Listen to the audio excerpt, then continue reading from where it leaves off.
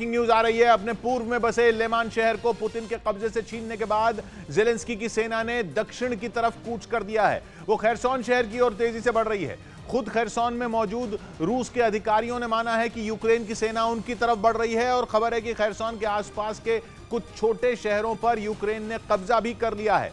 Ukraine की जंग का यह सबसे ताजा अपडेट है। पिछले महीने जेलेंस्की की फौज ने उत्तर पूर्वी यूक्रेन में रूस के सबसे अहम गढ़ इज्यूम शहर से उसकी सेना को भगाया। फिर 2 दिन पहले उसने पूर्वी यूक्रेन में रूस के लॉजिस्टिक्स हब लेमान शहर से पुतिन की फौज को खदेड़ने का ऐलान किया और अब यूक्रेन की सेना दक्षिण में खैरसॉन में रूस से लोहा लेने निकल पड़ी है।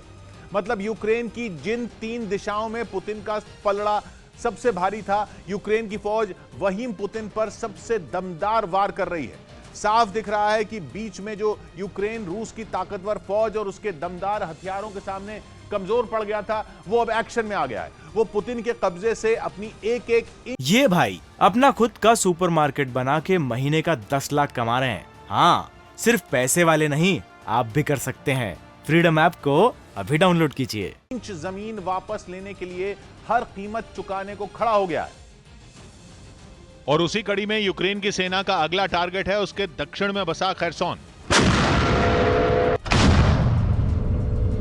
खैरसॉन वो जगह है जहां रूस की सेना ने सबसे पहले कब्जा जमाया था, इसलिए खैरसॉन पर उसकी पकड़ यूक्रेन के दूसरे इलाकों के मुकाबले मजबूत है। लेकिन अगर इसके बावजूद यूक्रेन ने अपना ये इलाका पुतिन से हथिया लिया तो इस जंग में पुतिन की इससे बड़ी बेइज्जती नहीं होगी।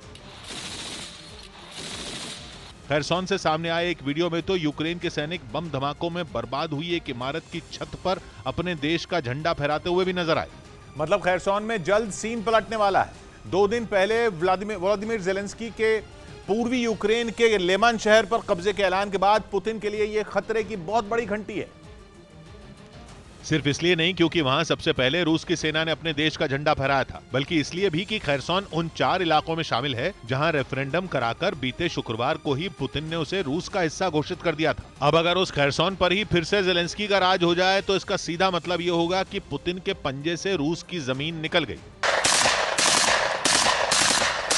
अब रूस को महान बनाने निकले पुतिन की नाक की इस लड़ाई में उनकी इससे बड़ी चीचा-लेदर क्या होगी। वैसे ही यूक्रेन के डोनेस्क के लेमान शहर से रूस का कब्जा छुड़ाने से पहले ही पुतिन की काफी बद पिट चुकी है, क्योंकि रूस ने डोनेस्क में भी रेफरेंडम कराया था और पुतिन ने उसे भी रूस का इलाका होने का ऐलान कर दिया था।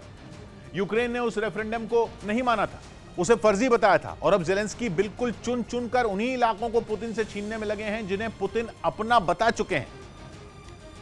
मतलब ये लड़ाई सिर्फ 2 देशों की लड़ाई नहीं है, वो पुतिन वर्सेस जेलेंस्की की निजी लड़ाई की शक्ल तो बहुत पहले ही ले चुकी थी, लेकिन अब वो जंग उस हद तक पहुंच गई है जहां सिर्फ और सिर्फ बदले की आग है। इसलिए पिछले महीने की शुरुआत में ही जेलेंस्की की सेना ने पुतिन की सेना के छक्के जोड़ाने के लिए धुआंधार ऑपरेशन शुरू कर दिया था। उसी का असर लगातार देखने को मिल रहा है और उस पर भी खैरसॉन में प्रशासन चला रहे रूस के अधिकारी कह रहे हैं कि उनकी सेना हमलों से निपटने के लिए ट्रेंचेस खोदकर डिफेंसिव पोजीशन ले चुकी है। अब अगर यूक्रेन के घर में घुसकर हमला करने वाली रूस की सेना ढाल का सहारा लेने लगे तो इसका मतलब एक ही है कि रूस की हालत बहुत खराब है।